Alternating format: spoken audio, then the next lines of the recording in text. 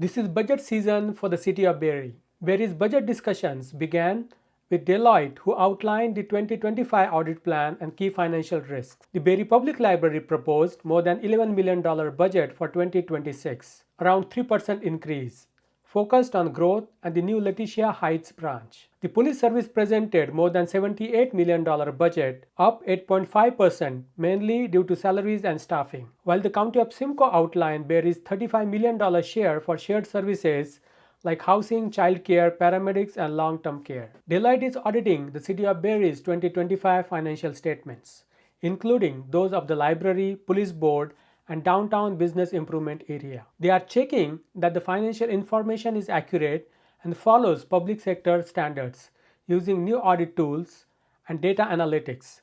Key risks include how revenue is recorded, whether management overrides controls, and how financial estimates are made. They are also paying attention to fraud risks, cybersecurity, and using specialists like actuaries and engineers to access pensions and infrastructure. Within our audit plan this year, you'll see that we have identified 3 particular areas that we wanted to focus the committee's attention, and these are the areas that we will be spending the majority of our time as part of our audit field work in terms of our audit procedures. Those areas are revenue recognition, management override of internal controls, as well as management judgments and accounting estimates. For the committee's information, these 3 areas are consistent with our previous year's risk assessment for the financial statements of the city and are not any different in terms of our expected performance of audit procedures for this coming year. Audit works run from fall 2025 to spring 2026, and result is expected in June next year. The proposed 2026 budget for the Barrie Public Library is more than $11 million, a 3% increase over 2025. That's an increase of more than $300,000 year over year. Key areas and spending include more than $7 million for salaries and benefits, around $1.5 million for operations and services, more than $100,000 for transfers to reserves, and around $1.5 million to rent and maintenance. Capital spending for 2026 includes $1 million for Letitia Heights branch setup. Sure. So we have allocated $210,000 to build a brand new collection for that branch. So when people come in on opening day, there will be all new books on the shelves, which is so lovely. And then those books will be available throughout the system. So it is a bit of an injection of collections into the library system. Another reason why we can keep that 2025 collections budget where it is, because we know that we're adding a number of new items to support Letitia Heights. And yeah, brand new stuff for that branch. $1 million for children's area upgrades at downtown library, and $1.1 million towards a future South Barrie library and recreation facility. Staffing increases modestly with 2 new full-time and 6.5 additional part-time and casual positions. The proposed 2026 budget for the Barrie Police Service is more than $78 million, up 8.5% or $6.16 million from 2025. Salaries, benefits, and overtime make up the bulk of spendings at $74 million, that is 94% of total. Other costs include $7.5 million for operations, $1.6 million for facilities, and $1.4 million for capital, which is down slightly from previous year. Transfers to reserves increased significantly to more than $500,000. The service will operate with 250 deployable SWAN officers, its full authorized complement. The increase is partly due to return to work efforts and wellness programs which have reduced time off. The off-duty rate is now under 2%. Court security and prison transport remain a cost pressure with provincial funding falling short. Barrie taxpayers are covering this cost even though fewer than half of the courthouse cases involve local residents. Other investments include body-worn cameras, teasers, and IT upgrades. Calls for service are projected at more than 77,000 for 2025. Barrie's officer to population ratio is 159 per 1,000, below provincial and national averages, but above many other municipalities. The original budget ask was 11.2% but was reduced to 8.5%. This is still a higher increase than the Barrie Public Library's 2.9%. Talking about that and asking individuals that are behind events and event production to bring back kind of the financial sustainability plan, but I don't know if we've sometimes the MAT tax is asked for, but I don't know if it's really aligned to a full appreciation of costs. And I think we have been providing recovery of that cost, but in this case, police-related expenses have been coming out of the police budget if they're not covered by paid duty components. So I'd love that to be maybe looked at or thought about if we're maybe not aligning a reserve there that does fit around usage. And then my last question. Actually, I'm just going to cut you off there because you're already at 4 questions, and I'm just looking at the time, and I'll now go to Mayor Nuttall. Thank you, Mr. Chair. I just wanted to confirm some things out. One, and you've already said this and you answered a bit in the question, so I just want to be like very, very, very clear for the public. One, there was a request overall initially for the police budget for how much? Financially or percentage? A percentage. 8.53. The original. Oh, to the original. Sorry, Yes. 11.2. 11.2. Yes. That 11.2 was essentially the lowest in any of our peers, as I understand it. Yes. And then we brought Around the average at that time. around the average at that time. Okay. Now it's lower than any of our peers by coming in in the 8s. Is that correct? Yes. And the 17 that we've we're able to survey and have been approved, we are below the average. The County of Simcoe's 2026 shared services budget includes operating and capital cost across several services areas. The total cost shared with the City of Barrie is approximately $35 million, including both operating and capital contributions. Key areas of spending include $4.5 million for community support and well-being, more than $3.5 million for early learning and childcare, $6 million for community housing, $6 million for housing and homelessness, more than $11 million for paramedic services, and $2.5 million for long-term care homes. Much of the spending supports provincially mandated services. Caseloads for programs like Ontario Works and childcare continue to grow. Some services, such as housing provider loans, do not include funding for Barrie-based providers. The county is also investing in new affordable housing, including a development in Barrie that is still under construction. The level of collaboration happening at the municipal level is incredible. The level of engagement on a local level from elected officials, community members, the private sector, the nonprofit sector is something like I haven't seen before in the last 20 years I've been doing this. In comparison, Barrie's contribution to the county's services is over 3 times the size of the library's entire operating budget and nearly half the cost of the police budget. Following is the coverage of the budget meetings. And the first presentation that we have, I would like to call to order the presentation so that Agenda 3.4 concerning the presentation by Deloitte 2025 Audit Service Plan is presented first. And I would like to call Lillian Chung and Katie Devens of Deloitte to provide the presentation. Thank you so much. Through you, Chair, thank you so much for having us here today to present to you our audit plan for the year relating to the fiscal 2025 audit of the consolidated financial statements of the City of Barrie. If you are following along, I will be presenting to you on page 3 out of 29 of our audit plan for the year. Apologies, as you will just have me today and not Katie Devens, who is my audit manager, who is unfortunately ill and cannot join us. As I mentioned, our audit plan in the current year, in terms of my areas of focus for today's presentation, will just be on the executive summary. Our audit plan summarizes the expectation for our team based on our initial risk assessment and update on our understanding of the city's business for the current year, the areas that we will be focusing on as part of our audit for this year. As the committee will be aware, our audit is conducted in accordance with Canadian auditing standards as with prior years and is a risk-based audit. It is based on our assessment on where things could go wrong in the financial statements of the city and where financial reporting risks could occur. Within our audit plan this year, you'll see that we have identified 3 particular areas that we wanted to focus the committee's attention. And these are the areas that we will be spending the majority of our time as part of our audit field work in terms of our audit procedures. Those areas are revenue recognition, management override of internal controls, as well as management judgments and accounting estimates. For the committee's information, these three areas are consistent with our previous year's risk assessment for the financial statements of the city and are not any different in terms of our expected performance of audit procedures for this coming year. Another really important concept that we wanted to convey to the city as well is the concept of materiality. This is a calculated figure, a number, that will be used as part of our audit risk assessment, as well as our audit determination of the extent of audit testing and also our variance analysis. So this figure is hugely important from the perspective of an auditor because it does drive the extent of audit efforts that is performed every single year as part of the audit. We expect to be determining our audit materiality based on 2.5 to 5% of expenses. This is consistent with what we've done in the previous years for the audit of the consolidated financial statements of the city.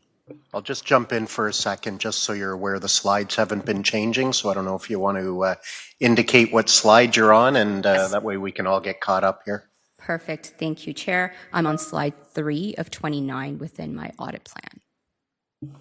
And then maybe if you want to just to advise whenever you want the slides changed then. Sure.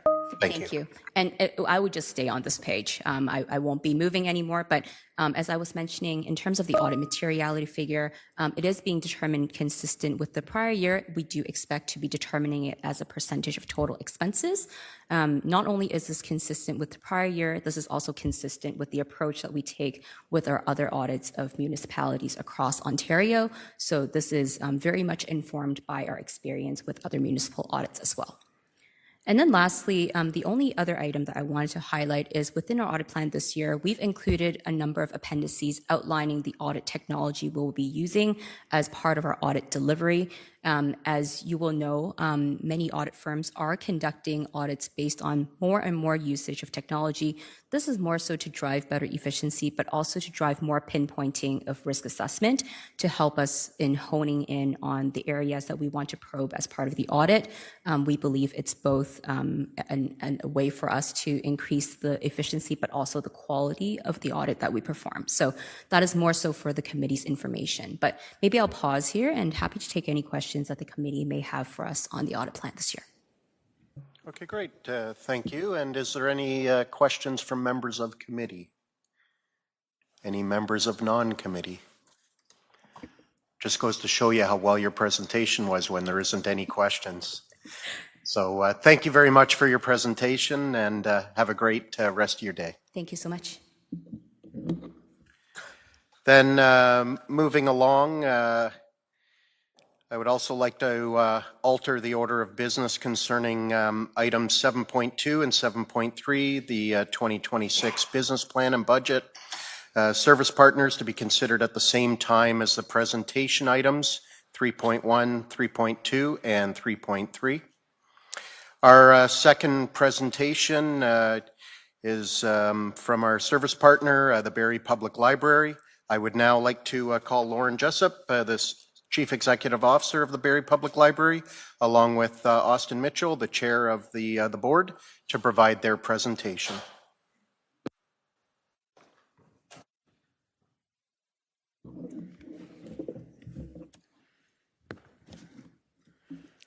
Thank you. Good afternoon. Good afternoon. It's only 4 o'clock. Chair Harvey, Mayor Nettle, and members of council. Austin and I would like to thank you for the opportunity to present the Barrie Public Library's proposed 2026 budget. I'm pleased to share highlights from this past year, along with a look at the year ahead as we continue to serve our growing community. 2025 has been another year of strong progress and community engagement. We launched our new strategic plan, welcomed over 5,000 new members just in the first half of this year, and celebrated community with another successful Dragon Boat Festival. In 2025, we once again received the Bright Futures Grant, this time supporting technology programs for the youth in our downtown. I also wanted to highlight the community consultations for our new Letitia Heights branch, which is already generating a great deal of local excitement. Our key performance indicators tell a story of stability and modest growth in many areas. Active cardholders are up 8%, and meeting room use has grown by more than 40%, highlighting the library's value as a gathering place. Checkouts and visits have stayed steady despite some challenges in accessing our spaces due to a tricky last winter and construction on neighboring properties.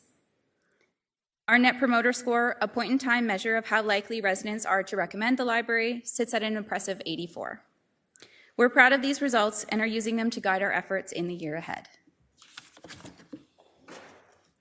One of our most important areas of progress has been community safety at the downtown library.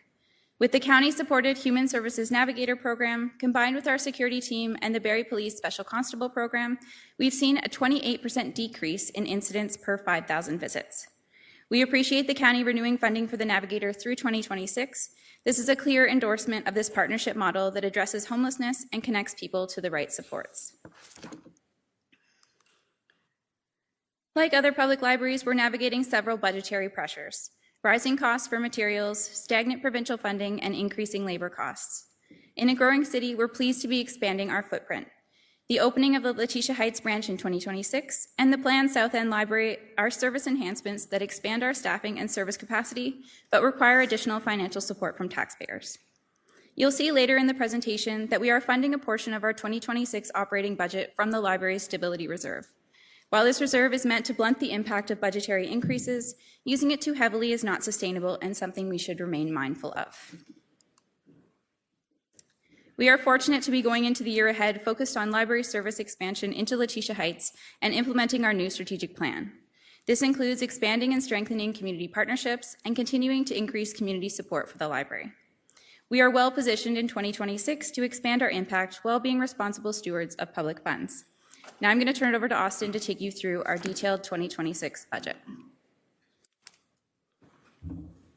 Thank you, Lauren.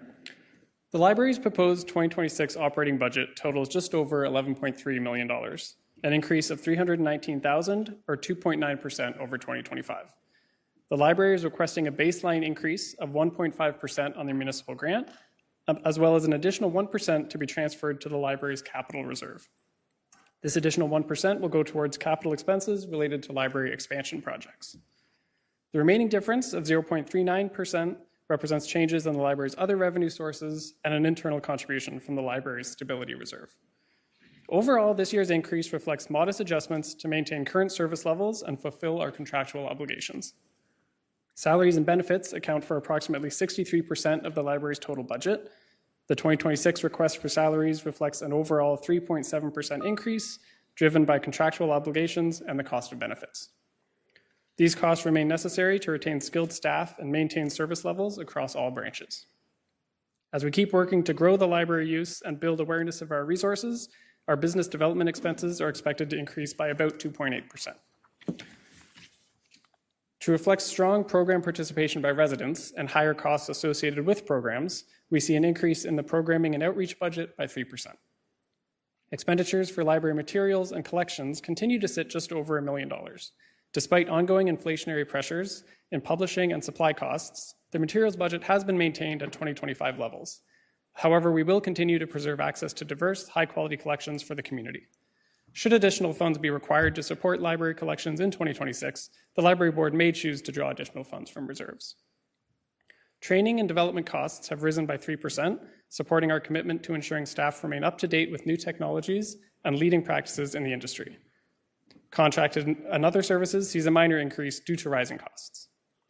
You will note that our City of Barrie line for facilities chargebacks and Holly rent is up 2%.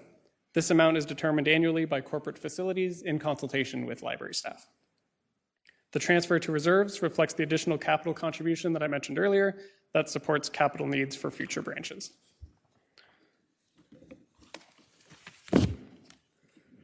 On the revenue side, as mentioned, the municipal contribution increases by 2.5%, while other funding sources such as grants, reserves, and rental revenues cover the remainder. Due to strong use of meeting rooms and printing in our branches, we have increased this revenue line by over 13%. You'll also note here the planned transfer from reserves of $360,000. This represents the draw from the stability reserve that we mentioned. Our contract with Ora Medante for library services sees an increase of 3.2% for 2026. Other grant revenue is down due to the conclusion of the Bright Futures grant, but staff do continue to monitor for additional grant opportunities that may come up during the year.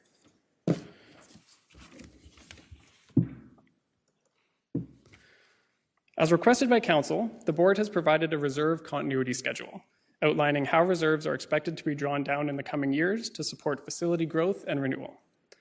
Over the next 5 years, the Board intends to invest in 3 major capital projects. The details of these are on page 4 of your library budget package. We have already allocated $1 million for capital needs at Letitia Heights and are looking forward to this project next year. In 2027, the Board plans to allocate $1 million for revitalizing the downtown library's children's floor to enhance literacy and accessibility. Following that, the Board expects to support library capital needs at the South Barrie mixed-use facility with a further $1.1 million from reserves. Lauren?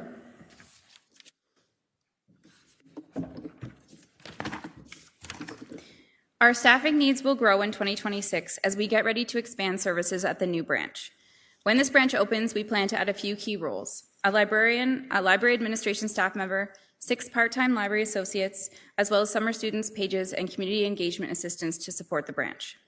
Although we were able to open Holly with no additional permanent staff, we can't stretch resources further, and these additions will ensure consistent service coverage with the addition of a new branch. Funding for these positions has not been included in our detailed budget slide, but in a separate ask for partial operating funds for Letitia Heights. Residents in this neighborhood are really looking forward to library services.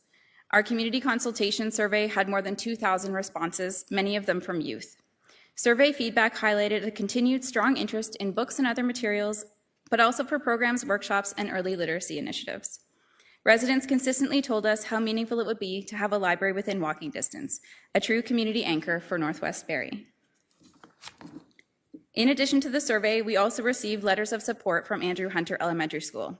These letters, which warmed my heart, like brought tears to my eyes, were from grade 3 students, and they highlighted how excited they are to have access to a library close to home. I connected with the school's teacher librarian, and the kids were so proud to have played a part in advocating to bring a library to their neighborhood. So I couldn't leave them out of the presentation today.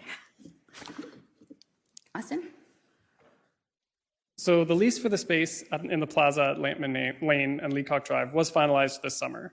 We're now working with corporate facilities and the landlord to plan the renovations and the addition to the space. Our goal is to have the work completed and the branch open by this time next year. As noted earlier, the Board has committed $1 million from the library's future capital expenditures reserve to fund the opening day collection, furniture, shelving, and IT components for this location. As with all our collections, once the branch is open, the materials would be available system-wide. At this time, we have budgeted a total of $1.2 million annually to expand services into this neighborhood. This covers the staffing levels mentioned earlier by Lauren, as well as the additional system costs required to support expanded services. As we anticipate opening in Q4 of next year, we are requesting $295,000 to support operations in 2026. In 2027, the request would reflect the full operating amount. We're very excited to share library services with this neighborhood, and we want to thank you for your enthusiastic support of this expansion and library services in general. We hope this presentation has shown you how consistently we are working to ensure more people can discover opportunities inside and outside the library. Through strong collaboration with yourselves and our community partners, we're building spaces and services that meet people where they are safely, equitably, and sustainably. Thank you for your continued support, and we'd be happy to answer any questions at this time. Great, thank you for your presentation. And do any members of committee have any questions? Councillor Kungle. Thank you, through you, Chair Harvey. Welcome to Council, Ms. Jessup and Mr. Mitchell. Thank you for the presentation. Going through the fuller package, just wanted to kind of come back to maybe the point made about access to the collection. So no net new investment in expanding that collection, but are you really seeing the need for new materials, or are you seeing more of a different shape in how existing services are being used? So I didn't see necessarily anything pointed directly to things like your 3D printer and your creative space and your maker space, but know that that is a heavy draw but might be atypical. So is that considered under materials, or is that more kind of your one-time minor equipment assets that really just get used around how people come together and share that space or use what's existing but doesn't really need to be replenished? Sure. Through you, Chair Harvey, to Councillor Kungle. So, good question. So we do add things like, things in our makerspace regularly, supplies and things. They do not come from collections budget. So they come from the programming budget. That's more of a program feature. It's one of those things that we had to sort of decide where we were going to allocate. And so the creative spaces does come in under our programming and other like sort of office development expenses. So that is not captured in the collections budget. And follow up, if I may, and I could have missed this around what's being planned for Letitia and the new site. So within some of that funding for one time or prorated to the year that you think you need it, are net new material funds in that for that space, or are you looking at actually spreading what you currently have as existing? Or are you able to actually bring in new supply specific to that location because of the opportunity around it being an opening doors situation? Yeah, for sure. So we have allocated $210,000 to build a brand new collection for that branch. So when people come in on opening day, there will be all new books on the shelves, which is so lovely. And then those books will be available throughout the system. So it is a bit of an injection of collections into the library system. Another reason why we can keep that 2025 collections budget where it is, because we know that we're adding a number of new items to support Letitia Heights. And yeah, brand new stuff for that branch. Thank you. No further questions. Great, thank you. Any other questions for members of committee? Members of non-committee? Oh, Councillor Harris, go ahead. Yeah, thank you, Chair Harvey. I have a couple quick ones and appreciate the presentation and all the work that's going into the library, and the expansion is really exciting. So that's wonderful. Just curious, I'm interested in the library of the future. I noticed in the KPIs you talked about checkouts of physical and digital items.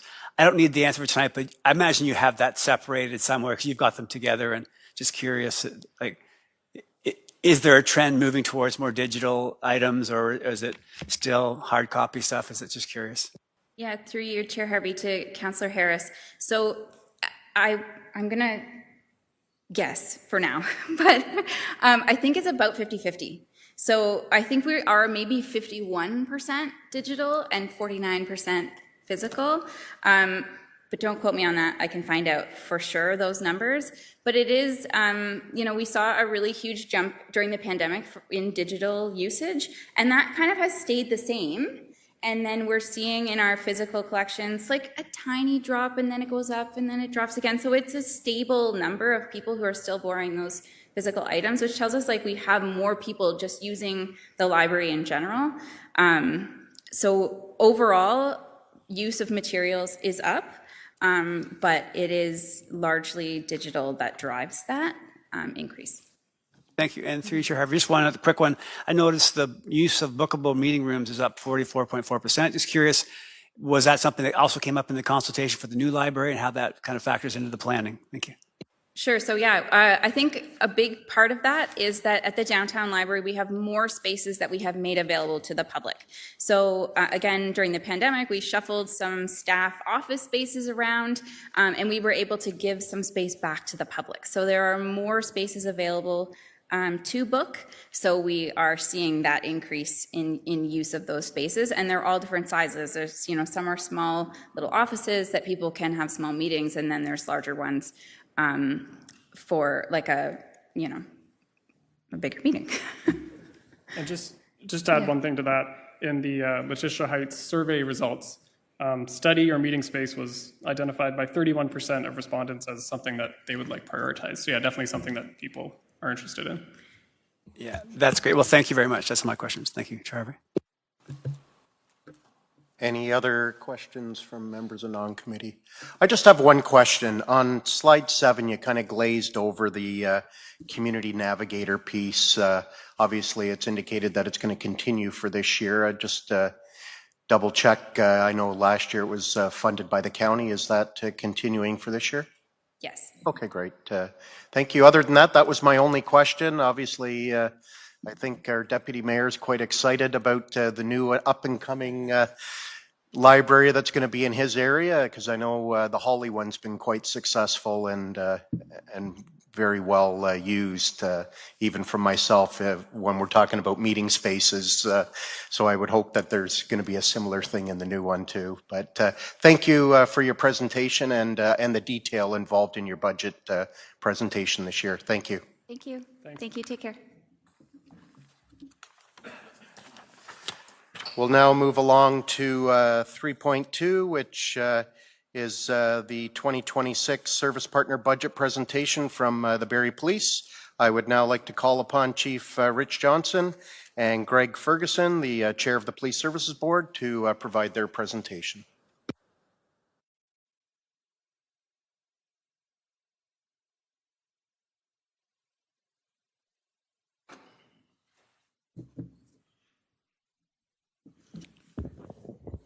Good afternoon, Chair Harvey and members of the City of Barrie's Finance and Responsibility Governance Committee.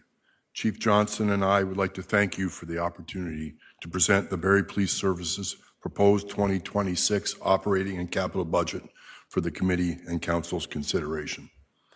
Our intention is to be as transparent as possible and outline in as much detail as we can the financial pressures and opportunities impacting the Barrie Police Service. Many of the financial pressures we are experiencing are not unique to us and are being experienced by police services across the province. Items such as continued implementation of the Community Safety and Policing Act, changes in grant funding programs, a competitive marketplace, increased expectations, and general economic conditions are a challenge. The Barrie Police Board is responsible to constantly review the way we deliver service to the community, to find efficiencies, to explore all revenue and funding opportunities, to make strategic investments to minimize risk and prepare for the future, and ultimately to ensure our budget request and the Barrie Police Service provide adequate and effective policing to our city. Consistent with previous years, we have organized the impacts of the 2026 budget into three main themes: foundational policing, provincial impacts, and our growing and changing community. Foundational policing refers to the core of the Barrie Police Service, its members. The board has invested and will continue to invest in our members, allowing them to meet their responsibility to serve and protect our community, an investment for which we believe has resulted in a significant return, which we will expand upon shortly. Investments such as body-worn cameras recognize the positive impact the cameras have on transparency for both our members and our residents. Recently, after more than a decade, we upgraded our tasers, allowing us to provide safer, less lethal use of force option. We continue to implement new programs such as the virtual call response, digital automation, and leveraging evidence-based approaches. These changes allow us to be more efficient and utilize our resources without sacrificing the service we provide to the public. Officers can return to the road quicker, increasing our presence in our community. We are enhancing traditional training methods with virtual reality to create real-world scenarios that would otherwise be cost prohibitive. This blended strategy not only ensures our members are equipped to respond to new potential threats, but also provides more effective training for social disorder and mental health-related calls for service. Together with our service partners, we are working to build a social service campus and justice center to support the community alternative response and engagement team, a non-police emergency response with our community partners, the Simcoe County paramedics, and the Canadian Mental Health Association of Simcoe County. And we are allocating resources to support victims through a trauma-informed approach. Finally, the investments the board has made in member wellness are paying dividends as we are reaping the benefits as we continue to be a leader in members returning to the workplace. Chief Johnson will expand. Chief? Thank you, Chair. The service has implemented multiple wellness initiatives and programs to support our members both physically and mentally, including the Fitness Pin Incentive, Safeguard Program, Road to Mental Readiness, Reintegration Program, and most recently, the Mental Health Incentive and Anti-Stigma campaign. These programs run in conjunction with our health and wellness benefit package to ensure our members and their families are being supported both proactively and reactively to build resilience and protect both their physical and mental well-being. We had 71 additional members access mental health supports in 2024 compared to 2023. This is likely driven by the mental health incentive and anti-stigma campaign that connects members with a mental health practitioner to establish a baseline relationship in case they're exposed to mental stress injuries in the future. Research demonstrates that investing in mental health supports results in substantial cost savings by reducing the need for more intensive and expensive interventions later on. It also increases a member's overall well-being and productivity and reduces lost time and healthcare costs. These investments in our member wellness are improving the health of our members, and the service is realizing the return on investment with one of the lowest percentages of members off work across the province. And our deployable officers reaching our authorized complement. Our members are better prepared to serve the community and respond to the various scenarios they will encounter on a daily basis. Sure. Salaries and benefits represent approximately 94% of our total budget and include our collective agreement, all wage adjustments, reclassifications, promotions, transfers, premiums, and retirement provisions. Health and wellness benefits include our mental and dental support, CPP and EI, OMERS, life insurance, long-term disability, and AD&D coverage, all of which continue to increase and impact our budget. Asset and infrastructure renewal includes critical IT infrastructure, vehicles, equipment, radio and communications, hardware and devices, CCTV, and other specialized equipment replacements required to provide adequate and effective policing. All procurements are reviewed to ensure we are achieving the highest value for the dollar without sacrificing the quality and effectiveness. Useful life is extended and replacement is deferred wherever possible. Economic conditions include inflation, foreign exchange, and tariffs are having a direct impact on our budget as we enter into new contracts and procurement of products and services. Finally, through a comprehensive review, validation, and analysis of our budget, we have identified approximately $734,000 in efficiencies and savings. Overall, foundational policing, represented by the investment in our people and our equipment they need to serve our community, results in a 4.43% impact on our 2026 budget. The second theme of the 2026 budget presentation is provincial impacts. These represent financial impacts that are outside of our control and are being driven by changes in provincial government funding and implementation of new legislation. The most significant financial pressure we are experiencing as a result of provincial legislation is the increasing funding gap for the court security and prison transportation costs. As you can see, court costs have been increasing annually. However, provincial funding provided through the court security and prison transportation grant is expected to decrease in 2026.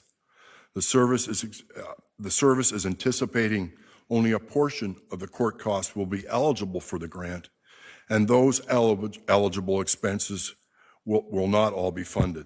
This equates to an estimated 44% of the total cost being funded by the province.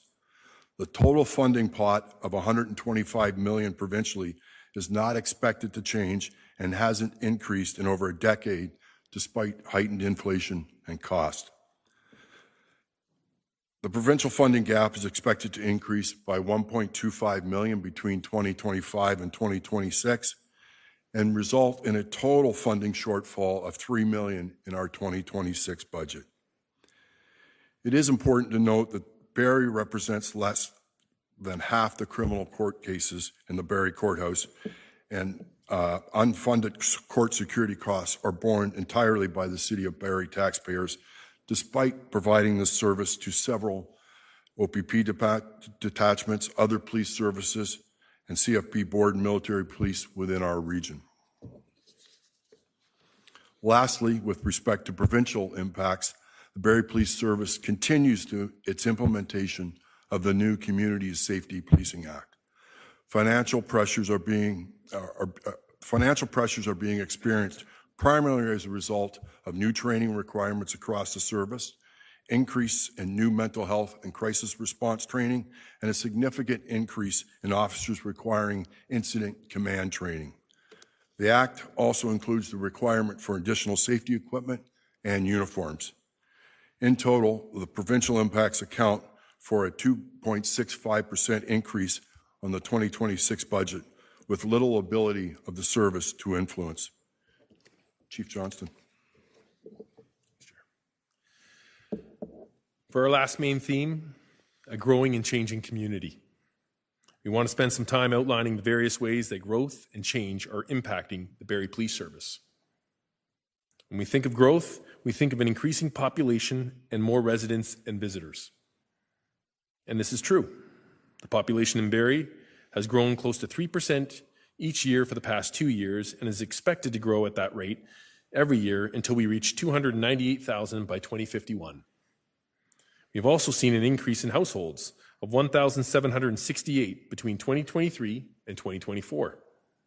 However, the Barrie Police are being impacted by growth beyond just the increase in population.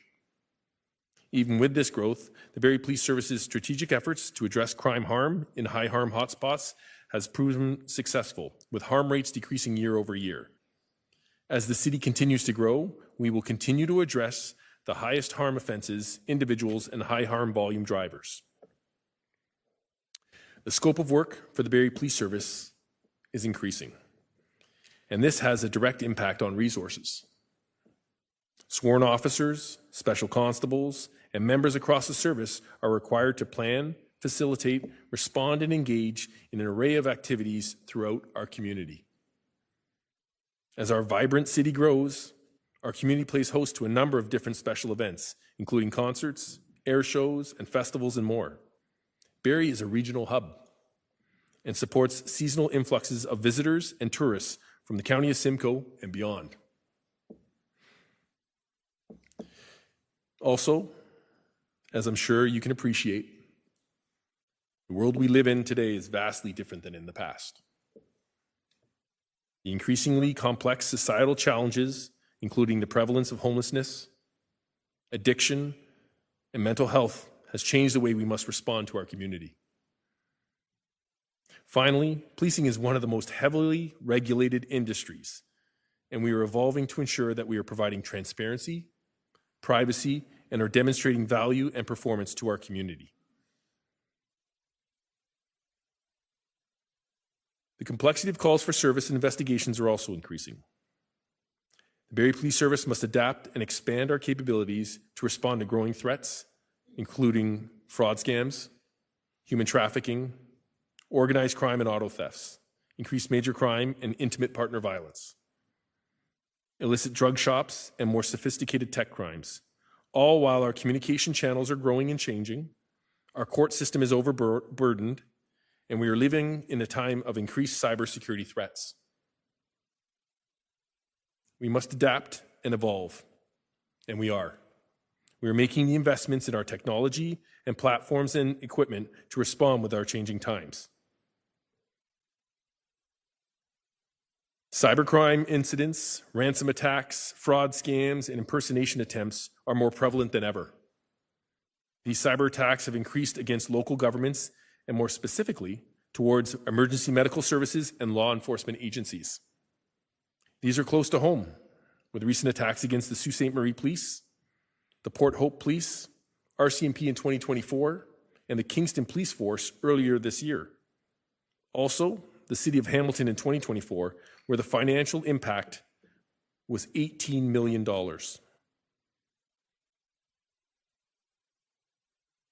These cyber attacks can hinder both emergency and non-emergency systems, affecting our ability to provide service to our community for lengthy periods. They can result in significant financial costs to restore, rebuild, and adapt to identified security threats. The risk of a breach to police data, both operationally and reputationally, could have a significant impact on the credibility and public trust of the Barrie Police Service. In an effort to mitigate these risks, we are investing in critical IT infrastructure, security, and ongoing training programs. While many of the new initiatives to increase visibility in the downtown and throughout the city do not show up in calls for service, looking at our call volumes, we can see an upward trend, with 2023 remaining an outlier in the data. This is true even in consideration of the increase in commitment to proactive policing that strives to minimize the impact on victims, but also deter crime. The impacts from our growing and changing community result in both direct financial costs and increased demands on our sworn officers. Sure.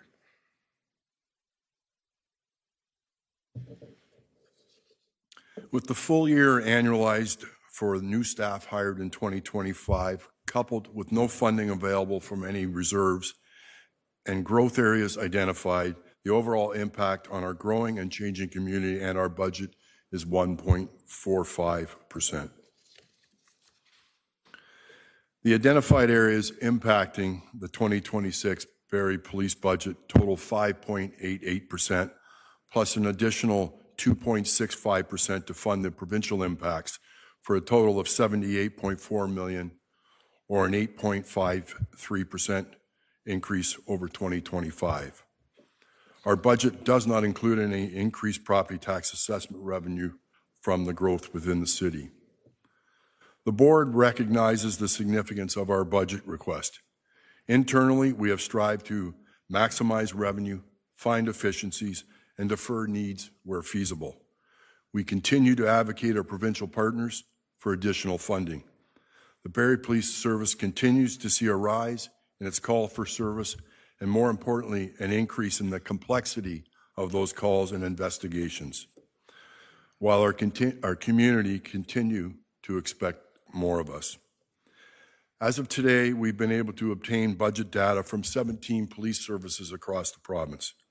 Of those 17, the lowest was 4.9% and the highest was 20.5%, with an average increase of 10.2%. The board believes this budget request balances, as best possible, its obligation to be fiscally responsible while ensuring adequate and effective policing of our city. Thank you, Chair, and we welcome any questions. Great, thank you. And do any members of committee have any questions? Councillor Kungle. Thank you, through you, Chair Harvey. Thank you for the presentation, Chair Ferguson and Chief Johnson. I do have probably 3 to 4 specific questions, but maybe to start leading off, Chair Ferguson, I think into your summation of where the board has been around deliberations and being mindful of balancing your obligation with performance. So is there any additional perspective you can help us to appreciate around landing at the 8.53% through your deliberations at a board level? So I'm assuming this isn't your starting point, and maybe that's looking at sharing a little bit about, how did you look at reserves, or how did you get to 8.53, knowing that, within the ranges provided, maybe a bit more specifically about just how you arrived there and if you leveraged anything else along the way. For you, Chair Harvey, Councillor Kungle, I can't tell you exactly where we started because that came from management, but they'll start probably a week after we finalize the budget. They worked throughout the year. The Finance Committee, our Finance Committee met first. I think the initial ask, I don't think the initial ask was at 11.2%. We reviewed that, and the board came back and asked for options. What does it look like without by reducing new hires, by when we hire those people, what time of the year, what time of classifications, and they presented with us 4 options, 11.2 down to the 8.53, and the board concluded that since we had gotten to our deployable, for those on council even before this term, we were down to 31 members below our authorized complement of 250. We were at 219 deployed of 250 through hiring, more through our wellness programs and getting officers and members back to work. We have gotten to the full 250 authorized. So the board was of the opinion, now that we've got to our authorized, let's pause for a second and take a look at what that looks like. But at least we're now at our 250. So the board decided that the lower number of 8.53 for fiscal 2026 was sufficient. Thank you for that. So I guess in a follow-up, so noting that I think in the cover letter to the budget, your complement, and as you said, Chief Ferguson, it remains at 250 sworn officers and 131 civilian staff. So at what point in time will that kind of, so while 250 was a target, through some conversations, my understanding is, 250 that's an amazing achievement, but also maybe not where police are forecasting the need based on population and or population growth. So if we're holding the line on sworn officers, do you see the conversation shifting a lot next year around, that becoming more of a pressure point because we are holding the line? Through you, Chair, to Councillor Kungl. Yes, part of the motion by the board to approve the 8.53 to present it to committee was that in fiscal 2026, we would do an analysis as to what the City of Barrie looks like in terms of authorized officers with the anticipated growth over the next 5 to 10 years. So that we anticipate receiving that analysis in 2026, and that will become a guideline moving forward. The 250 number, I believe, is 8 years old, 7 or 8 years old. So we have, and we solved the first problem. At least we got to the 250. Now the next question is, what does this city thinks it's going to need going forward? And we will have that answer. The board will have that answer in 2026, and that will then be layered into the budget process for future years so that we can anticipate a growth in both sworn officers and civilians. Thank you. I appreciate that context, even for forecasting next year, because I thought it was dated from past year conversations and had been, again, as you say, a target we've always been trying to achieve, but maybe not an evergreen target, so it does need that assessment. My other question, and they may get a little, one's financial in nature and then maybe one's political. So I'll go to financial in nature because the other one might be more of an internal question that it gets moved to. It's probably the first time I've thought about what's in your budget, but those costs where you, as Barrie Police Services, support what happens in the city. And so I think coming more out of conversations about events recently and what does it take to hold an event, we want to be growing our large events. Police have a great presence there for things like growth of Kempenfest as an example and the Snowbirds. But my understanding, and please correct me if I'm wrong, is that, at this time, do Barrie Police Services recuperate costs associated with supporting events through permits, or is it absorbed within your operations? Through you, Councillor Harvey, I think I'll ask the Chief. I believe we absorb it, but I'll confirm that with the Chief. Chief Johnston. Thank you, through Chair Harvey. It depends on the event. Okay. So for some events, there are paid duties, and that is cost borne through the permit system through the city. But we also have other large events. Obviously, something like the air show, where we were depending on external partner organization to assist. That is not. If I may follow up, would it be fair to maybe it's a redirection to staff? Is that possible at this point in the presentations? Okay. Through you, Chair Harvey, maybe to CEO Prose. Do permits at this point in time require a conversation of like paid duty and recovery? So I guess my big picture thinking behind this is we have a MAT tax reserve, which usually gets bolstered by really beautiful events that we have. But if I assume that if the Barrie Police are not whole for expenses related to supporting events, we're seeing the ask come through taxpayer dollars through the budget, versus should we be looking at it differently around how we think about the MAT tax reserve being something that perhaps would be more appropriately aligned to services for events getting paid for through the revenue that's generated by those events. And maybe if it's fair through you to GM Schmidt, is that being looked at? And like for me, I'm seeing that there's not a clear line of alignment. Through you, Chair Harvey, to Councillor Kungle. So Councillor Kungle, I can indicate that through permits, as Chief Johnson mentioned, for the paid duties, we do reimburse the Barrie Police. As it relates to your question about are we looking at the MAT tax to try to assist in the future, that is something that staff could consider. I'm not sure that we have at this stage, but it is something that definitely we can take a look at.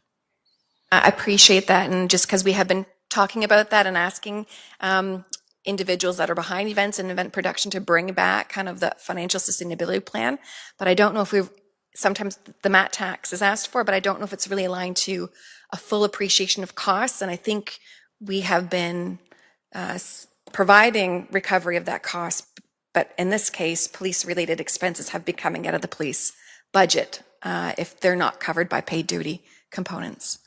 So I'd love that to be maybe looked at or thought about if we're maybe not aligning a reserve there that does fit around usage. And then my last question. Actually, I'm just going to cut you off there because you're already at 4 questions and I'm just looking at the time, and I'll now go to Mayor Nuttall. Thank you, Mr. Chair. I just wanted to confirm some things out.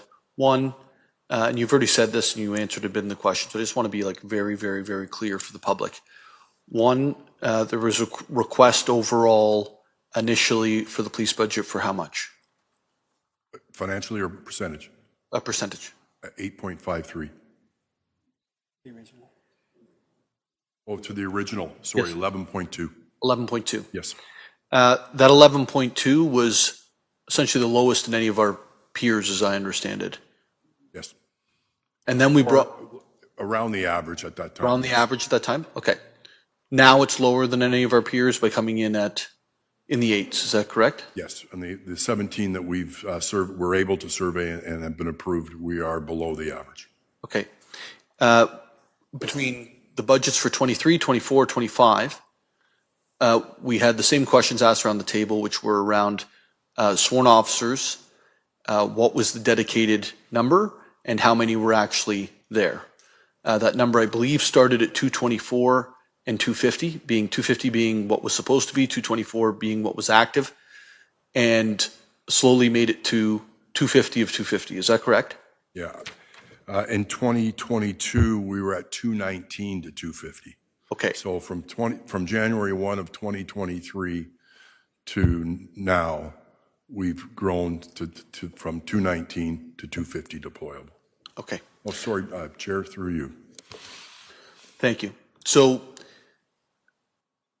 at the same time, when we had the request come in for more officers, and I'm on the board, so I just want to make sure this is clear, so everyone, if you didn't get to see or read or any of the stuff from the meetings, the request wasn't rejected to increase the dedicated amount, because the dedicated amount, I think, is a 2017 or 18 number. Is that right? Through you, Chair Harvey. Yeah, yes, 2017, I believe, 2017. 2017. And in the years since 2017, the city's grown by, I mean, we're 8 years, 30,000 people?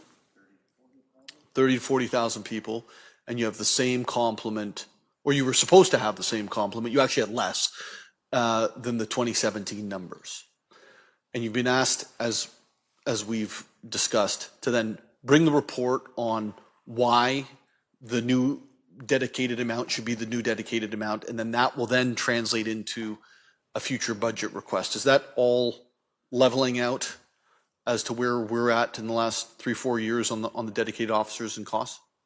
Through you, Chair Harvey, to Mayor Nuttall. Yes, that's correct. Okay, thank you. Thank you. And is there any other members? Deputy Mayor Thompson. Thank you, Chair Harvey, and thank you, Chair Ferguson and Chief. I would love to give an opportunity to either the Chief or yourself, and a little bit along the lines of Mayor Nuttall's point. We were at 219, we're at 250, and that's not all through new hiring. And I think that we should actually promote the wellness of our officers that we've brought back and the direction the board took to, really hone in on, the well-being of our officers that because I believe we're second in Ontario in WSIB. I believe it's somewhere, and maybe even first, but I know we're in single digits where a lot of our comparables are in double digits. So I just want to give you the opportunity. As people are aware, I am on the board as well. So I've asked, a ton of questions already. So I think in light of time, but I just wanted to give the opportunity to speak to, to give the opportunity for you guys to speak about the wellness of our officers and the return to work to get to our complement. For you, Chair Harvey, to Deputy Mayor Thompson. Yeah, as I noted, we're up 31 officers over the last 4 years from 23, 24, 25. I believe we hired net new 12 officers. So that leaves us with 19 officers that we grew by getting officers back to work. I may be off by a year or so, maybe 15 to 15 approximately, but approximately half of the growth we were able to get from our actually deployed up to our authorized didn't come from new hires. It came from our officers getting back to work, less officers off for less time, back on the road as soon as possible. So I made reference, and I know Chief Johnston made reference to the dividends. It was a priority of the board to, we had two options: just continue to hire to get to our 250, or to invest in our wellness programs. That was very strategic. It's probably 5 or 6 years old that we decided as a board where would be the best. The old model of just continuing to hire wasn't, in our opinion, sustainable. So we were able to pick up that gap in a very short period of time by investing in our wellness programs, clear communication paths between the senior command, the board, and the Services Association. We need to work in unison. I believe we do. Others don't. As to your percentage, Deputy Mayor Thompson, I think the chief's light. I think we are the lowest in the province. We're less than 2%. That is a significant number. When I talk to my colleagues, they're all in the double. I've heard a few in single digit, but the majority are in double digits, 10, 12, 14% of their service are off on legislative leave. We're less than 2%. That is two reasons. The members themselves are the most importantly. I think we've created an environment where the members want to come to work, work for Barrie Police. And when they need help, we've made a priority to give them help. And they know that. And we're seeing the dividends in getting our men and women back to work as quick as possible. Maybe just end with a comment. So Chair Ferguson, I know the work you put into this board and all the stuff you do. And to the chief and every man and woman that serves our community, policing is expensive, but it's a much needed service. And I believe there's a group up here, that are from the BIA that are appreciative of the direction this council has taken with the visibility of police. And I want to thank everybody for what you do for our community. So thank you. Thank you. And just before I go to members of non-committee, I have one question, and that's in regards to the costs around the court security and prisoner transport. Now, I know there's always been a funding gap, but obviously this year we're seeing a massive differential year over year when it comes to that funding gap. And I do appreciate the fact that you've highlighted, well, one of two things. Obviously, provincial funding is dropping by basically $1 million plus, and also to the fact that it's a provincial courthouse that only 40% of Barrie residents are going through. Has there been any discussions with our neighboring communities and or the county in regards to filling that funding gap, especially when it appears that Barrie taxpayers are funding the resources that non-Barrie residents are using. Chair, I'll respond, and I'll give the chief an opportunity to. Specifically, myself has been speaking to members of provincial parliament directly about the problem. I've had those conversations personally about the situation we're in and that continued gap. So there's been that, if you want to call it lobbying or conversations, but I know the chief has had far greater conversations with others. So I'll defer to you, Chief Johnston. Thank you. Chair, so we have had similar lobbying efforts as well with our members of provincial parliament because that is a provincial responsibility. We've certainly reached out to other police agencies. We haven't had direct contact with the county, but just with respect to the challenges we face, we're not the only ones, but we're one of the more rare ones. So across Ontario, there's 43 police services. There's 9 self-administered Indigenous police services. But of those 43, there's generally 12, 13 larger services that are regional. And regional services, for example, Waterloo Regional, all the criminal matters in their region generally are theirs because they're the police service of jurisdiction for the region. Whereas smaller services, we're a small to medium-sized service.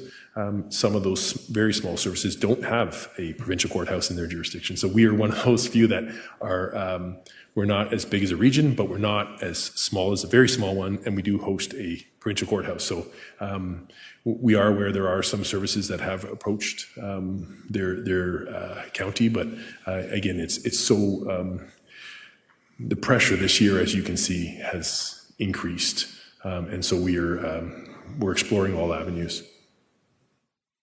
And thank you for your efforts on that. And obviously, I'm shocked how low the percentage is with the Barrie residents, and I think it really highlights the fact that the city residents are funding something that's really not a city resource when you consider we're not even taking up 50% of the flow going through it. So thank you for those efforts, and I'm sure your continued efforts in trying to resolve that.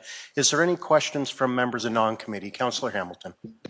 Thank you, and through you, Chair Harvey. Just 2 quick questions, but I just want to pick up on what Deputy Mayor Thompson said. When I first got elected 3 years ago and we sat around the table and you presented, I was shocked at that gap between the sworn offices and the deployable, and seeing the impact that you've had in minimizing that gap, it's truly commendable. So great job on that. It is really well recognized. And I think even in other sectors, whether it's healthcare or fire, everyone struggles with that. And so seeing the improvements in the wellness initiatives, I think there's a lot to be learned from that. So great job. Just a quick question around salaries. So seeing the increase here from 6.6% from 2025 to 2026, how much of that increase is contractually obligated? Through you, Chair Harvey, to Councillor Hamilton, 100%. Okay. Thank you. And then just also a follow-up question on operating expenditures. So again, seeing a small increase, but 2%. Did the board give any direction? Just given, the City of Barrie, our direction has been hold the line, 0% on operating. Did the board give any specific direction in trying to hold the line specifically on operating expenditures? Through you, Chair Harvey, to Councillor Hamilton, not specifically to hold the line. Obviously, we looked at the savings. I think it's 734,000 that were identified that were an actual savings or reduction, and that was what we were concentrating on, what we could save. Okay, fair. And then just last comment, I know we are above average when we actually look at that 8.5% compared to the list that you've provided here. I do wonder, I'm always just looking at Mayor Nuttall. I know we're doing well, but Halton, Waterloo, North Bay, Ottawa, London are all coming in with lower increases. And I just wonder in some of that background and outreach, if you can get an understanding of why they're lower and where they were able to find savings. Is there anything we can be learning from them, or are they just unique situations or different circumstances? Through you, Chair Harvey, to Councillor Hamilton, every budget's unique. It's almost impossible. Various factors, and I'll go through some of them. Are the reserve monies available? We have no, Barrie Police Service has no reserve money. So we saw from the previous presentation, you can draw down your ask by drawing from your reserves. Our reserves were returned to the city in 2023, 2024. So that may impact their budget. That's probably the number one. Secondly, some services contract their capital differently than their operating. So their capital goes through the city's capital budget versus going through their operating budget. So it is difficult to be apples to apples. We thought we had a large enough sample at 17 services to say of the average it's 10.2 and here's the range. But to dial in would be a project. You'd be approving the 2026 budget late in 2026. But we do know that there's reserves, capital, and other things that can impact the overall ask of the municipalities. Okay, fair. That's great. And I do want to note, I appreciate the board going back, starting point 11.2 and coming down to 8.53. I know that's not easy work, so I appreciate that. I think the taxpayers appreciate that. At the end of the day, nobody wants to hear 8.53 either. So I think these are always, difficult conversations to have. But that being said, I think we are heading in the right direction. And I think we've seen a lot of improvements and changes over the past couple of years. I think it's been a great working partnership. I think, residents have seen some of the improvements. I met with Barrie Fire the other day and they were seeing some of the improvements. Like, it really seems we're coming together. We're doing good work. So as much as these are tough decisions to make, and I know we all take a lot of heat kind of around the table sometimes with these different budgets. I am in support, and again, I just thank you for the work that you put into so far. Thank you, and I'll just go back to Mayor Nuttall for a sec. Yeah, thank you, and just to confirm, because I think it's a fair point that was made by Councillor Hamilton, but with regards to the zeroing out, can you share with council how much your budget increases when there's a population increase? I know we kind of talked about this, but what do you get from a taxation increase in the city of Barrie? Through you, Chair Harvey, to Mayor Nuttall, the tax assessment base, the police service does not receive any of that or any other development charges or anything like that. It's a straight budget request on an annual basis off of last year's approved budget. So, and I know the question wasn't to me, so if you give me just a little leeway, please, Mr. Chair. When you look at our budgets and the operating budget, you'll see, I think, what was it, 6 million this year, 6.5 or something like that? Through your Chair Harvey to Mayor Nuttall, you're referring to the assessment growth? Yes. For the city of Barrie, our assessment growth was budgeted at 6.2 million. 6.2 million. And so we have that built in. They don't. And so if you can imagine, if you hold it only at the salary cost increases, you are getting a reduction in service if there's nothing else that's given, just through inflation. Even if inflation's 2%, you're losing 2%. Thanks. And now I'll go to Councillor Harris. Thank you, Chair Harvey, and thank you, Chief Johnston and Mr. Ferguson and Chair Ferguson, pardon me. And I also appreciated having a chance to meet with police services and Deputy Chief Burke as well. So thank you for making time for council to have a lengthy discussion about all the details that go into your budget submission.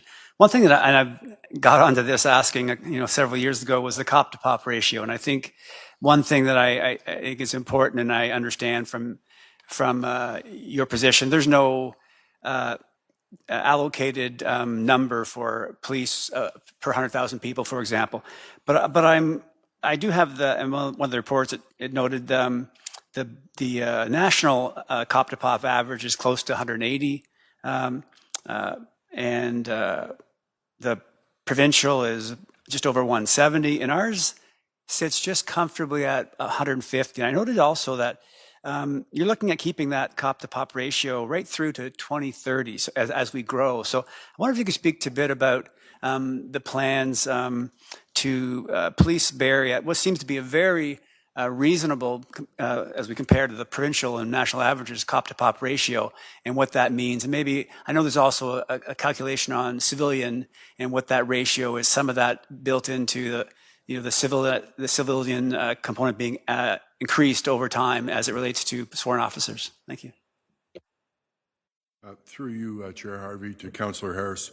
I'll answer the last question first because it tends to be the easiest. The general rule in terms of sworn to civilian is 2 to 1.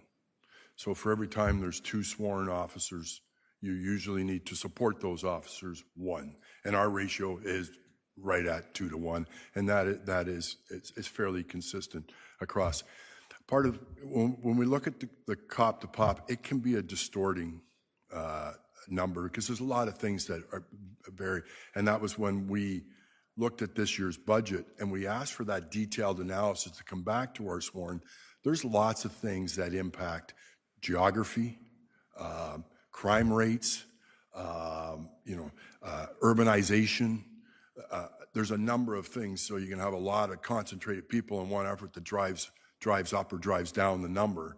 So we were looking for an analysis that took all that into consideration rather than just looking at the cop to pop, which is a very common barometer used, but in the board's opinion, it wasn't enough, and we need to look at far more than just the cop to pop to determine what we should have in terms of sworn officers to provide the adequate and effective policing to our city. So it's one tool, and I think there's probably a dozen that will go into that analysis.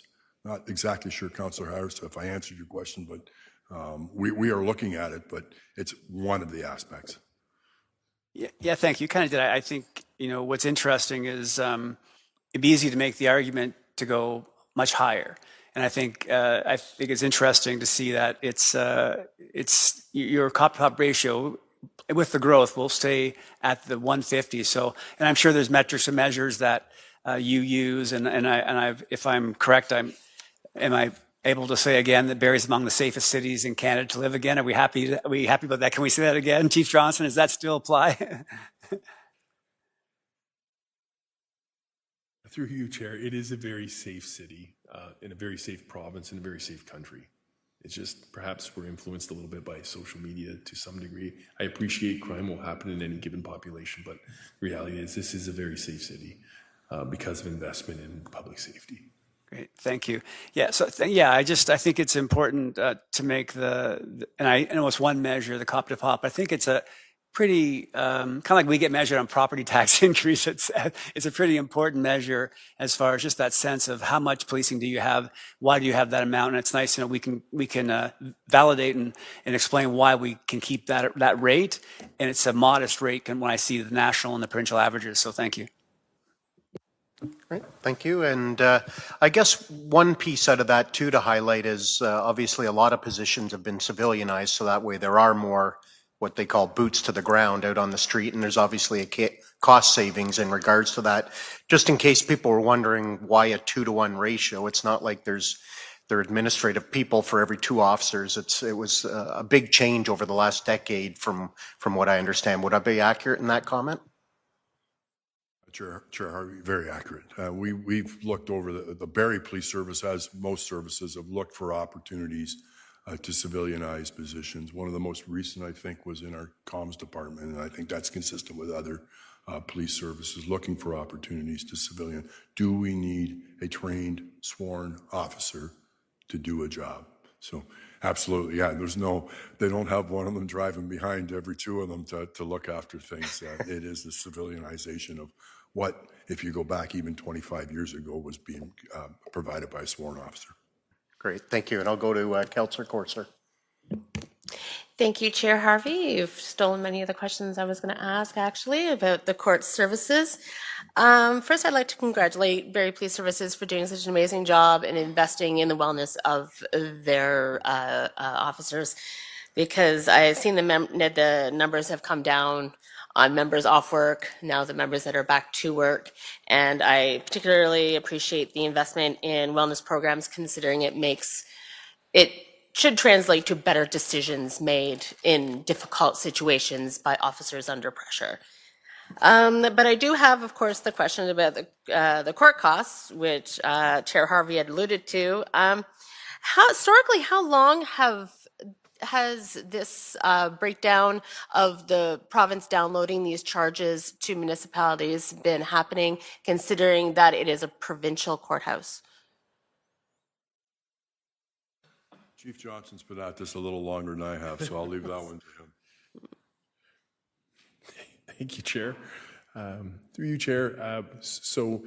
It is legislated in the previous Police Service Act of 1990, when it was first passed, that if a courthouse, a provincial courthouse, falls within your jurisdiction, that falls within the city to provide security services for it. But under the Community Safety and Policing Act, that is continued on. And so, as you can imagine, that's been I was going to say 30 years, but even more. So, oh man. Okay. Okay, thank you, because it doesn't seem like a very fair acquisition. Oh, sorry. Was there something that you'd like to add? No? Oh, okay. And for that, do we have a breakdown of the tab that we're picking up for other municipalities for where could these crimes happen? Or even, because I understand that the police services also looks after family court as well. Through you, Chair. So while those statistics were accurate in terms of criminal case load that goes through the Barrie Courthouse, as you can imagine, the Barrie Courthouse is a very busy place. There's family court, small claims, civil court, a whole bunch of other things. And so with regards specifically to that, those were just the criminal court matters. Now, as one can imagine, it's the Barrie Courthouse, but it's the largest in the county, and so we do not. I don't have those the numbers with how many family court matters came from Barrie, and as you can imagine, where people live can fluctuate quite specifically in that area, can change quite drastically. So the reality is, it's when we looked at the numbers we could get, the criminal court cases were the primary driver for that. Sorry, I didn't mean to sandbag you on that. Thank you. No, fair And for the court transportation costs, I see that that is part of your responsibility as well. I thought that I just maybe assumed that that would be under provincial because it would be the services, the police, I want to say jail guard, but that's not the correctional services that would transport people back and forth to court. Through you, Chair, actually, the Ontario Provincial Police will do some of that transport for minors, for youth. That falls completely on the Barrie Police Service to transport wherever they're directed to go, and it's generally not in Barrie, and so we're driving people elsewhere or back. Oh, good to know that we're the area Uber drivers. That's not very cool. Okay, and I just wanted to make a comment that as a municipality, we're not the only ones that are growing in the area. And I can imagine that as the funding gets cut for provincial funding to this court security and prisoner transportation they take away more funding on that. I can only see pressures raising on that front, and that's a conversation I think we need to have with the provincial government for sure. Thank you. Great, thank you. Any other non-members of committee? Thank you very much for your presentation. I just ask, you've already had 4 questions. I'll ask if you take any other questions offline, because I'm looking at the time and we do have a few more presentations to go through. So with that being said, thank you for your presentation, and I can honestly say I've seen a remarkable difference in our downtown with a cooperative work that your team has done, along with many service partners, including our city staff. So, and I'm sure there's still a lot more work to be done, but I just wanted to make sure that I highlighted the great work that everybody's been doing to make our city a safer place, especially here in the downtown. So thank you. And then moving along to 3.3, our next budget presentation is the County of Simcoe.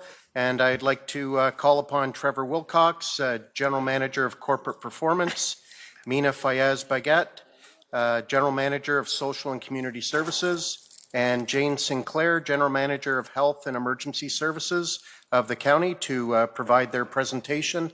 And just before we get started, I will go to Councillor Kungl. Yes. Thank you, Chair Harvey. With respects to this item and through engagement with the Integrity Commissioner, as I'm a member of the Alzheimer's Society of Simcoe County as a service provider and based on a matter in discussions with Simcoe County as a provider before Council tonight, even though it's not for decision, it's in an abundance of caution that I declare a pecuniary interest and will not participate in discussion on the item. So I'll leave the room and just ask that I get called back when we deal with the budget. And I believe there's going to be a different motion on separating. Madam Clerk, can you confirm that Councillor Kungl's pecuniary interest is noted? Yes, Chair Harvey, it has been. Great, thank you very much, and you have the floor. Thank you, Chair Harvey. I'm Warden Basil Clark, Mayor Nuttall, Deputy Mayor, and all of Council. Thank you for having us here. Leland Sibic, our Treasurer, is always here as well if we really get into the weeds. Trevor's going to do the presenting today just on the overview of the budget, but the rest of the team's here to answer any questions. I will quickly highlight the services because the names have changed. So the Community and Support Wellbeing was previously known as Ontario Works. Early Learning and Child Care System Management was previously known as Children's Services. Community Partnerships Policy and Business Intelligence was previously a component of Community Services, and now it's its own standalone. Community Housing used to be known as Simcoe County Housing Corporation, and Housing and Homeless used to be known as the Community Services Social and Housing Nonprofit. So the names have changed. They're good, they're on the board now. The funding has changed. Paramedics, of course, is the same. Long-term care is a change, but the funding model has changed, especially the capital portion, which Trevor will go over now.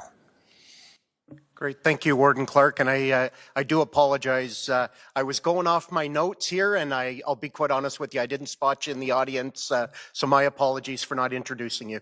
Not necessary. Thank you, Chair. If we could advance, our thoughts were to keep things going crisply. We'll cut through the overview slides and go to the financials. We'll take any questions you have on the operating components. So if you could advance to slide number 11.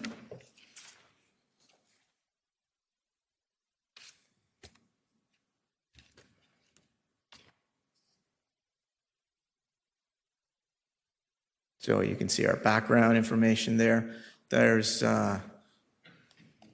operating. Yeah, that's the one. Thank you very much. So I just wanted to review the financial summary in terms of how the expenses are. We're in the process of drafting up a new shared services agreement based upon a few changes that were requested by yourself and the City of Barrie in terms of how to allocate things a little bit differently. So I'll go through that. This is the operating side of the budget, which shows the total service cost for all of the different areas, with the revenues coming in, the expenses, and the overhead costs for a total operating requirement. Because our expenses exceed the revenues coming in, we're funded for a number of areas financially from the province and some other funding as well federally. So that is reflected in the revenue.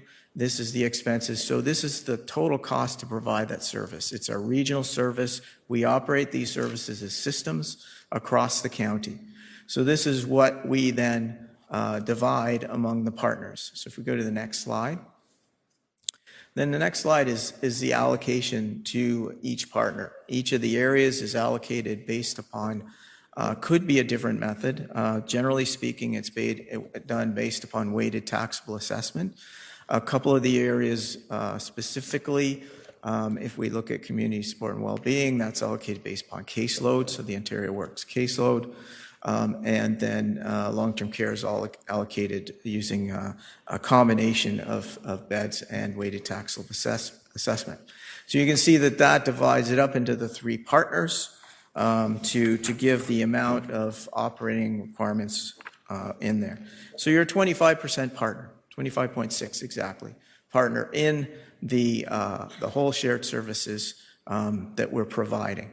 Those costs also include any costs related to interest expenses that we have, if we have capital that we're borrowing, if we're borrowing for anything, and also contribution to costs related to asset management, which we'll get to in the next slide.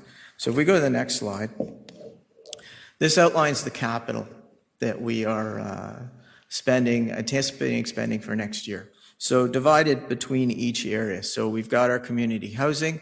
There's a significant build going on in Barrie. So that is the top line there with the allocation of the capital that's committed, the total amount, and then each partner is committed to those. There is a column there called asset management. That's for the things that are like fix it, keep the operations going type capital. And that's where that contribution that I talked about will level out the expenses each year. And this is reflected on here so that we're not double counting exactly what is allocated to each partner. If you go to the next slide then. The next slide expands on that in the area of paramedic services and long-term care.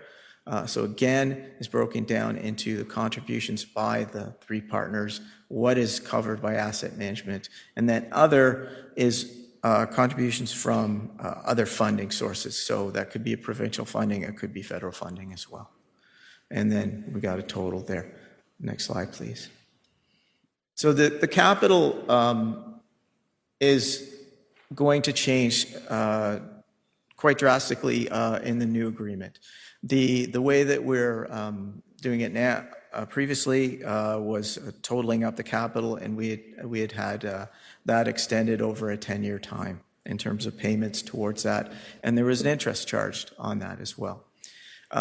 This now, in the new shared services, the proposal is to reflect the payments towards the committed capital based upon a capital contribution number, which is based upon the life of the asset, essentially depreciation. So we're taking an accounting function. The large builds, for example, the Barrie housing, etc., would have a 40-year life. So that would effectively extend that payment, and the contributions would be across 40 years. So that's why that you can see from a year-over-year perspective, there's a significant drop in terms of the amount of capital that is being requested this year, and that's using the new capital contribution methodology. So I think the next slide shows the total combined. No, sorry, the total combined was on that one. So sorry, the final column there shows the total combined. So year over year, we are dropping it. You can see that it's dropping just over almost $4.3 million. That's about a 10.9% drop. Going forward, I'm not going to see that each year. What we will see, though, is moderation in terms of the capital going up. So instead of the jumps that would go up because of capital all of a sudden hits in 1 year, it will be calculated based upon the life of the asset. So that'll moderate the amount of capital it's adding going up each year. And with that, we're happy to take any questions. Thank you. Great. Thank you very much for your presentation. And I'll first go to Councillor Rietma. Thank you, Chair Harvey. And thank you very much, Mr. Wilcox, for your presentation. And I think all of us appreciate what the county does in conjunction with the city, and I certainly think that we're making some real progress in especially the homeless and the poverty areas. That's something that for sure I appreciate, and I think all of us around this table do. I guess one question that I have for you is, are there any services that the county provides in addition to what you've laid out here? Are there any services that the city gets for free, if you will? You're looking for a hand. Sorry, through you, Chair. In terms of what we support the region. So I would say overall, our service is a regional service. So when we're thinking about how we're putting our services forward, it's a system that crosses the region. The analogy that I have is if you look at the City of Barrie, you're not providing city services by ward. You provide transit across the wards. Various wards would have different amounts of transit, different amounts of even libraries where you put them, that kind of thing. So where we put our services is where they're needed. To your point directly, though, Councillor, there are a couple of services that are funding or things that benefit Barrie that are funded directly by the county. I would point to a few. The Hospital Alliance, we do fund a Hospital Alliance fund, which will contribute to the various hospitals across our region. RVH is one of them for capital projects, and GM Sinclair could speak directly to some of the projects that have been funded. We also fund an post-secondary education fund. That has funded projects at Georgian as well as Lakehead University. And we are funding $5 million towards the Barrie YMCA build as well. Those are not touching any dollars that come from Barrie residents. Those are from just the residents outside of Barrie, that funding. If you were looking at other services that are being provided that don't impact Barrie residents very much, there would be a number of our services that are fully funded or that are funded through other vehicles. We have a PAD program that's self-funded, as an example, our defibrillator program. So some of those are provided, but to all residents, not just Barrie residents, like the whole of county residents, with very little or no impact on the levy. I hope that helps. Thank you. Yes, thank you. That helps. And of course, I mean, the city also contributes to RVH and contributes to the Y and all those other facilities that you mentioned. We're in the process, I take it, of discussing a new agreement in terms of shared services. Can you enlighten us as to where that stands at this point and where we're going with that? Through the chair, yes, absolutely. We've had a number of discussions through our staff liaison group with staff at both City of Barrie and the City of Orillia. We've got to the point now where I think we've got a methodology that we think will work. We are adjusting the actual agreement language to reflect that. We've got a meeting with both cities next week to go through that, and then hopefully that will be brought forward to our three councils for ratification. One last one. I'm sure you were listening with interest in the discussion with the police, especially the chair's question about the $3 million shortfall for the courthouse. That citizens of Barrie, roughly 40% use it, and 60% are used by services are used by people outside of the city of Barrie. Do you foresee a possibility of amending our agreement to pick up some of that cost at the county level?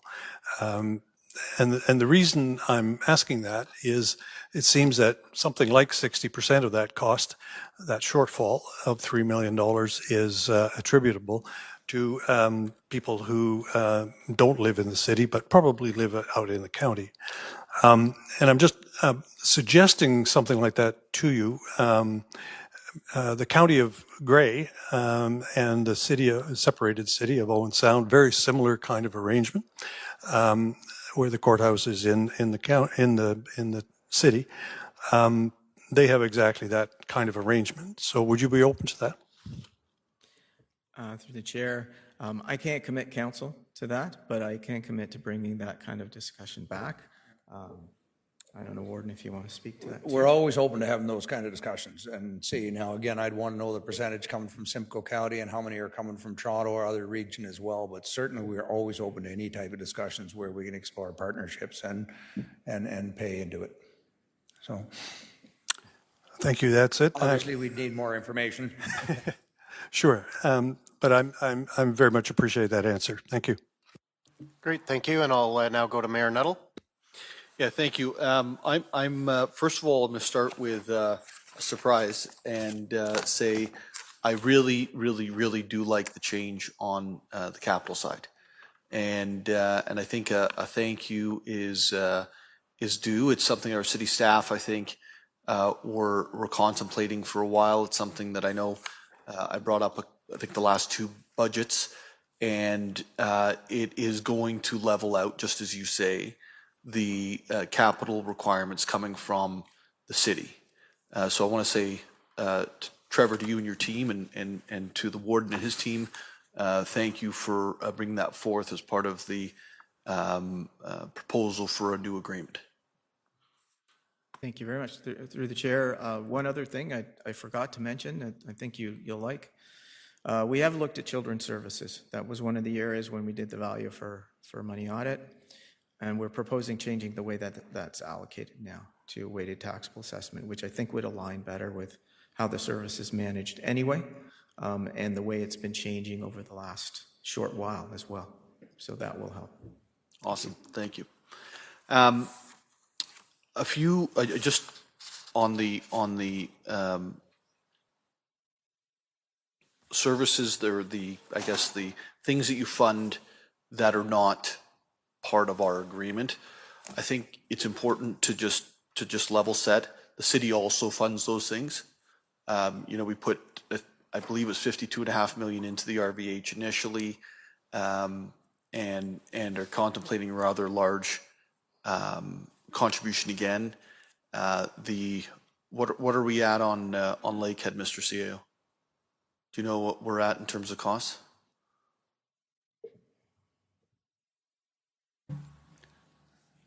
Through you, Chair Harvey, to Mayor Nuttall, I think that we were around $20 million, Mayor Nuttall. Around 20 million. And then we also gave $7.5 million to Georgian as well, recognizing those are things that are happening in our city, right? And so we should be the lead contributor, but they also benefit everybody in the greater area. So there's a memo from city staff, because I think one of the things that I voiced a little bit of frustration with was, with the changing proposal for the agreement, you're kind of, it's difficult to go apples to apples because it's just different, right? So they spent some time with your staff, and then spent some time, I think, educating me on it as well. And so we end up this year on once you've kind of zeroed everything out, the interest is moving from the capital side to the operating side. You have the $2.4 million asset management piece that's a new thing, and so overall, it becomes what appears at just first shot as a 20.8% increase is actually a 12.1% increase on just the cost of the City of Barrie's portion of the services. Have you been able to see that number from us, or no? Have you seen that memo? No, through the chair, sorry. No, I haven't. That doesn't ring a bell, 12%. We did look at that and tried to normalize the number from last year to make those adjustments, and the calculation that I got was about a 3.6 or 4% increase, not anywhere near 12. And that number actually will go down a little bit when we make the adjustment for children's too. It'll be closer to 1, even or even less.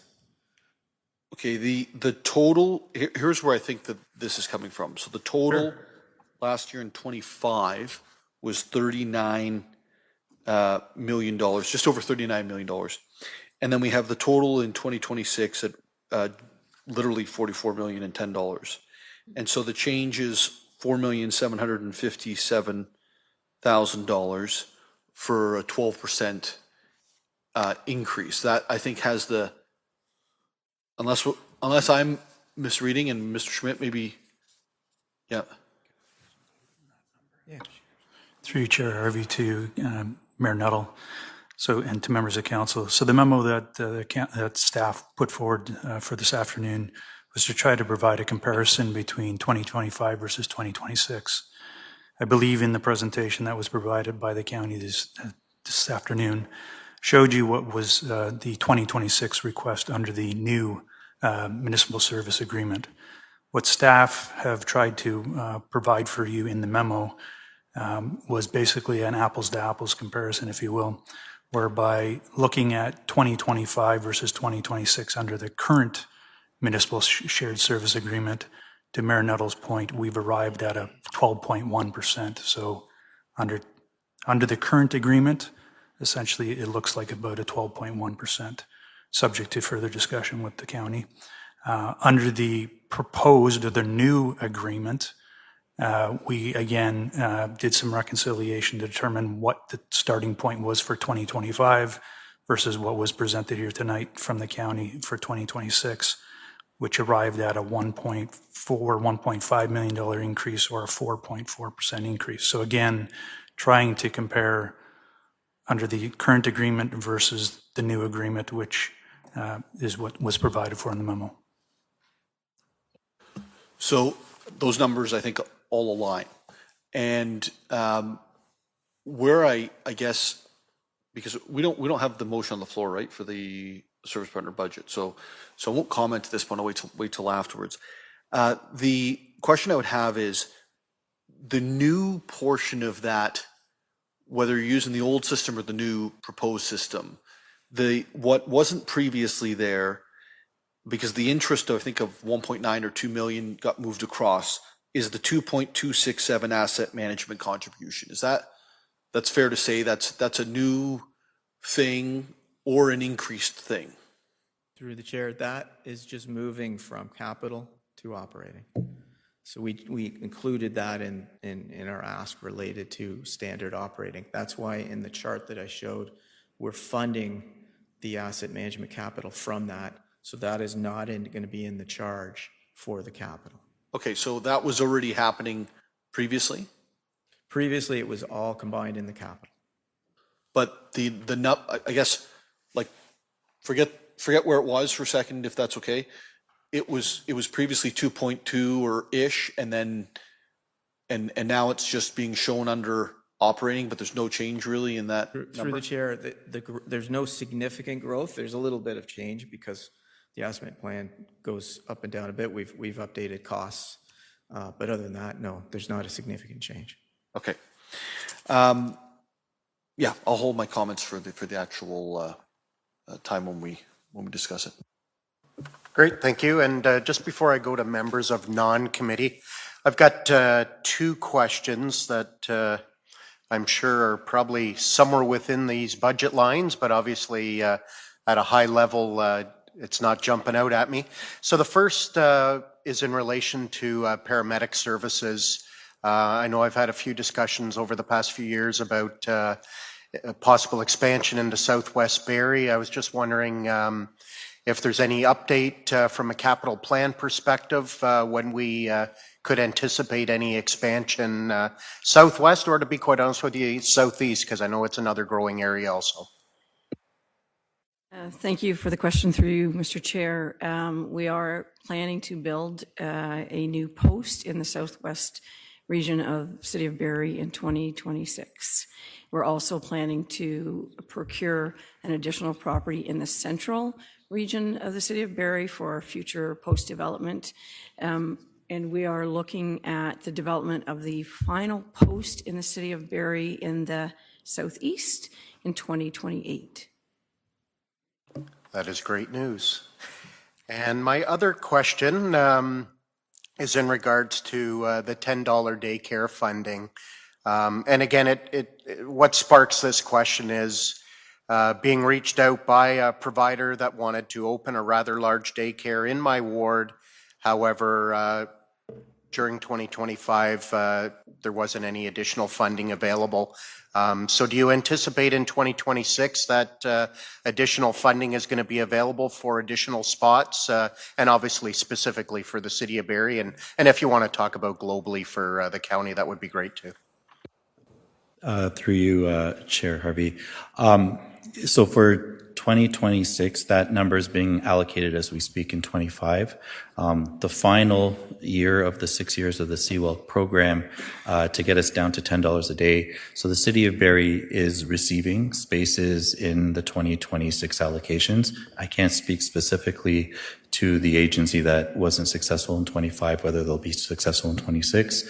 We're also, we got a considerable increase in 2025, right at the beginning of the year, of an additional 1,900 spaces. And we were able to optimize or activate most of them in 25 and then the remainder in 26, moving our number up from just over 3,000 to almost 5,000, just under 5,000. So that was a really good news story from the provincial government. Additionally, right now the provincial government is undergoing another recalibration for the last year. And again, we're advocating for more space. And as well, the City of Barrie, along with 4 other member municipalities, are considered prioritized growth areas. So they're the ones those areas are prioritized for spaces accordingly. Great, thank you. And is there any members of non-committee that have any questions? Councillor Harris. Yeah, I'll just be very quick. Thank you, Chair Harvey. Through you to the delegation. Just curious, we just had 2 presentations, and one thing that was really helpful was the bottom line, what's the increase expected for Barrie? Am I missing it, or is it in the presentation, or is it not there, the percentage of increase you're asking for your budget this year? Thank you. Through the chair. As the mayor noted, it's a kind of apples and oranges comparison because we are changing the agreement. So that's where staff was trying to rationalize where things are sitting. But if you look at the pure dollars from last year to this year, bottom line, the initial number that we have out there is a decrease of 10.9%. That will actually go down a little bit more because of the changes that we're making in children's services, but it's a drop, not an increase this year. Yeah.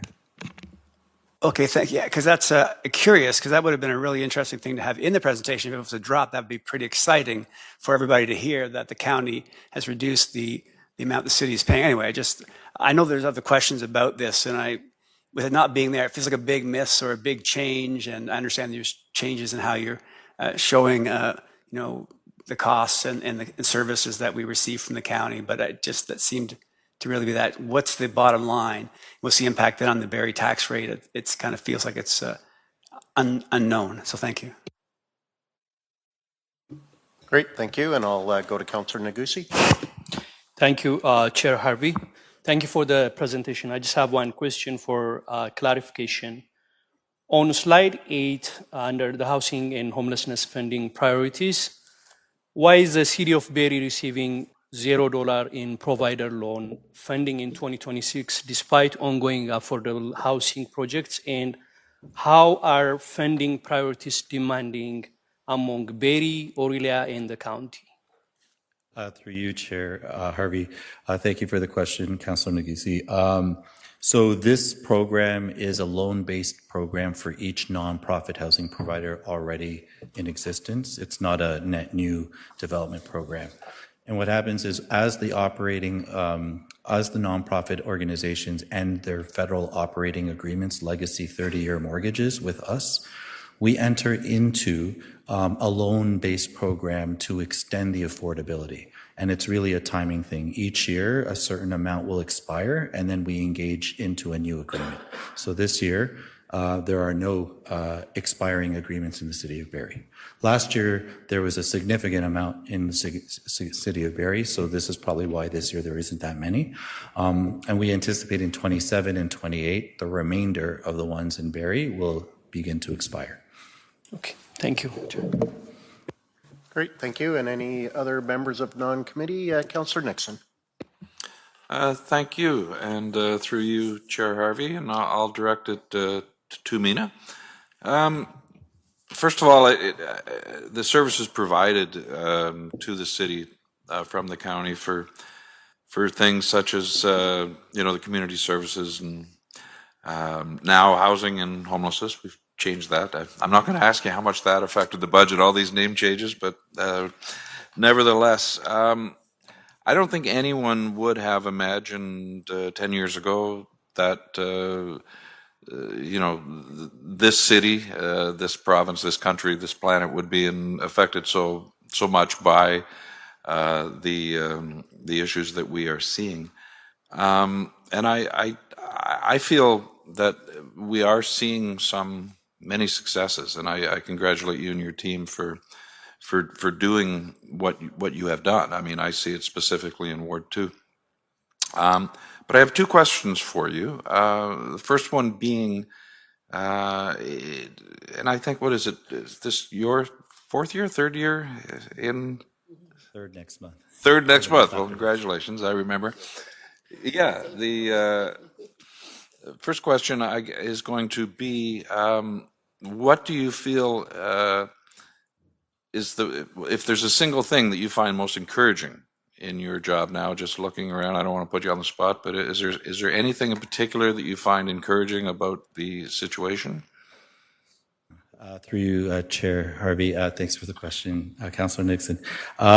Feels just like yesterday. I would say, to be honest with you, there's so many things to pick from. I think the level of collaboration happening at the municipal level is incredible. The level of engagement on a local level from elected officials, community members, the private sector, the nonprofit sector, is something like I haven't seen before in the last 20 years I've been doing this. I would also say the level of investment from our upper tiers of government, both federally and provincial, has been quite significant in this area. And the things that encourage me are heart hub stories that I'm getting every day, where, someone who's been battling addiction for 10 years is not only finishing recovery and treatment, but being housed permanently in supportive housing, and being cared for and is stable. Like, I think those are the things that are quite encouraging. Breaking ground on the largest affordable housing development in the history of this region was a pretty big milestone. So, there's lots to pick from, for sure. Okay, thank you very much. And on the flip side of the coin, what do you feel would be the most challenging thing that you and your team face? Sorry, through you, Chair Harvey. I would say, we just passed a 10-year plan yesterday on our affordable housing strategy and homelessness prevention strategy, and we are being as ambitious as we can possibly be. The concern is, will we keep up with the pace of the need? We are growing communities for sure, and we know that. We're seeing it all across the county and here at the City of Barrie. And with the growing population comes growing social challenges and needs, and we hope that our strategies are keeping pace with those needs. So that's probably the one that keeps me up at night. Very well. Thank you very much. Thanks. And I'll just make one last call. Any other members of non-committee? Great. Thank you very much for your presentation, and congratulations on a successful 3 years, because I'm sure it probably feels like 10. Thank you.